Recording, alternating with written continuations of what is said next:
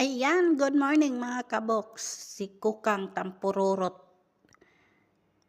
Kanina pa yan humihingi ng pagkain. Ngayon, ang ginawa ko, yung kanin, nilagyan ko lang ng sabaw ng sardinas. Hindi niya kinain, nilayasan ako. Tapos ngayon, nagkakape na ako, bumalik. Tapos umalis ulit. Tapos sabi ko, kakain ka na ba? Sabi niya, Tapos, kukuha sana ako ng kanin. Sabi niya, ayaw. Oh. Ayan.